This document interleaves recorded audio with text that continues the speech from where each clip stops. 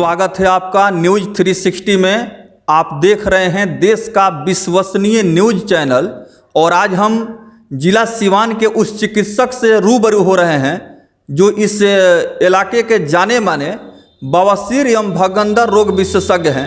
ऐसे तो डॉक्टर साहब की पहचान जनरल फिजिशियन के रूप में है, लेकिन पाइल्स और फिस्टुला, बवासीर और भगंदर जैसे गंभीर रोगों के इलाज के लिए विशेष अनुभव रखते हैं। और हम सिवान जिले के ओरमा नौका टोला स्थित डॉक्टर रामचंद्र प्रसाद से मुलाकात कर रहे हैं। आइए जानते हैं डॉक्टर रामचंद्र प्रसाद बवासीर जैसी गंभीर मर्ज के बारे में हमारे व्यूवर्स को क्या कुछ बतला रहे हैं। क्योंकि इस समय जो लोगों का खान पान है और जीवनचर्या है, इससे कहीं न कहीं पेट से संबंधित बहुत सारे विकार उत्पन्न होते हैं और यही विकार सही ढंग से इलाज नहीं होने पर बवासीर और भगंदर जैसी गंभीर बीमारियों को जन्म दे देते हैं। डॉक्टर रामचंद्र प्रसाद जी, आपका बहुत बहुत स्वागत है। क्या बोले जी, बवासीर से कैसे निजात पाया जाए, इसके बारे में बताएं। जी, बवासीर एक खान पान के दूषित प्रभाव का कुप्रभाव है।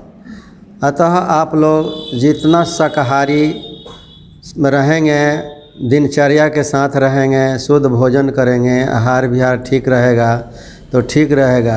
ये खान पान के गड़बड़ी से आदमी का ब्लड दूषित हो जाता है, जिसके वजह से ये असहनीय वेदना वाला रोग बवासीर एवं भगंदर होता है।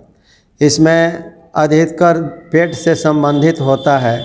अतः आप लोग दिनचर्या के साथ रहेंगे तो बवासीर से आपको निजात मिलेगी। ये बवासीर में क्या होता है कि आदमी का कॉन्स्टिपेशन हो जाता है, मल मूत्र का क्रिया ठीक से नहीं होता है।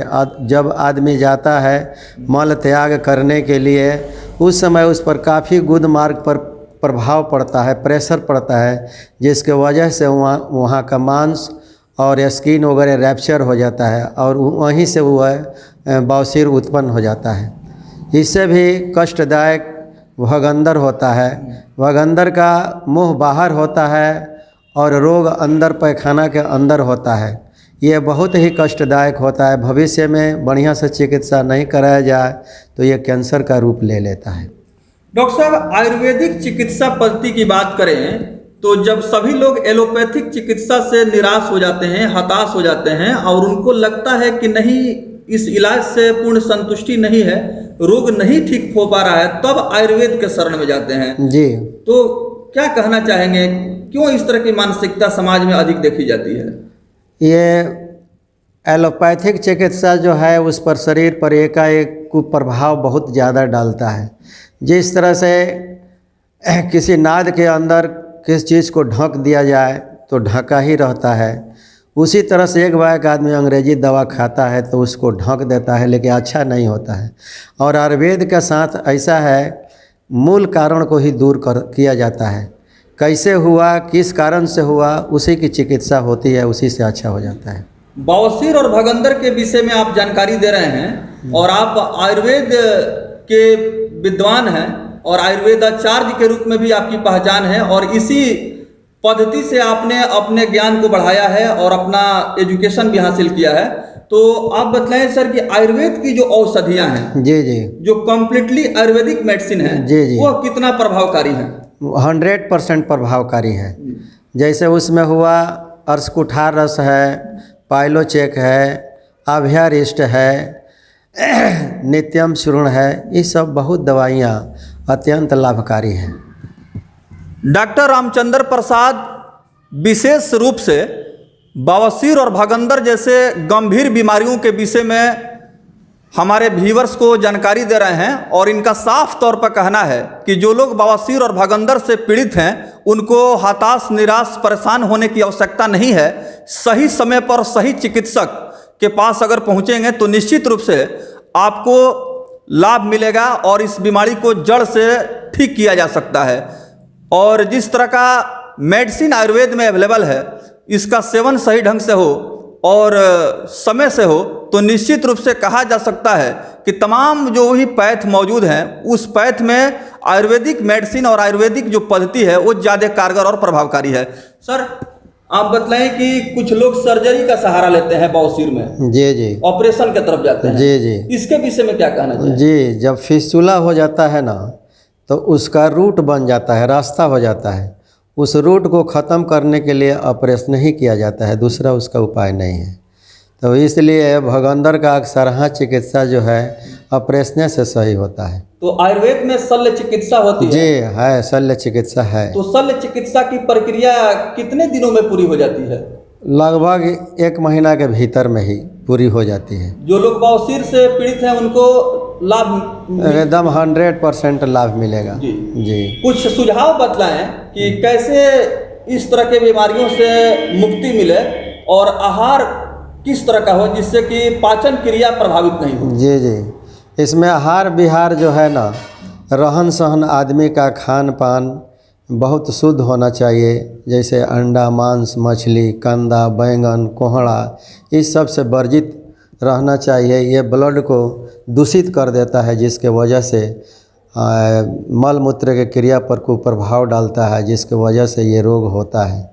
अतः इन सारी चीज़ों पर ध्यान दिया जाए तो ये मामूली सी बात है। बवासीर और भगंदर कोई खास बड़ा रोग नहीं है, साधारण रोग है। पाचन शक्ति को अगर नियंत्रण में रखा जाए और तेल मसालेदार भोजन से परहेज किया जाए, बचाव किया जाए, तो निश्चित रूप से पाचन शक्ति के ऊपर कोई प्रतिकूल प्रभाव नहीं पड़ेगा। और आहार व्यवहार विचार के संदर्भ में डॉक्टर रामचंद्र प्रसाद ने जिस प्रकार से सुझाव दिया है, मानव जीवन में जो जीवनचर्या है, लाइफ स्टाइल है, उसमें परिवर्तन लाना होगा और जीवन शैली में बदलाव करके अपने आहार व्यवहार विचार में तब्दीली ला करके इस प्रकार के गंभीर बीमारियों से मुक्ति मिल सकती है। चलते चलते डॉक्टर साहब आप बतलाएं कि आयुर्वेद में जो बवासीर और भगंदर का ट्रीटमेंट है, आज जो इलाज है, इसका इस्तेमाल बहुत कम लोग करते हैं। जी, मैक्सिमम एलोपैथ की तरफ चले जाते हैं।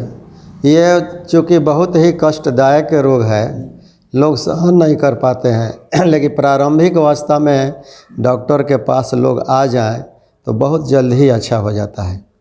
तो अगुता कर ही लोग जल्दी जल्दी अंग्रेजी दवा का प्रयोग करते हैं, लेकिन उसका कुप्रभाव पड़ता है। अंग्रेजी दवा से ये अच्छा नहीं होता है।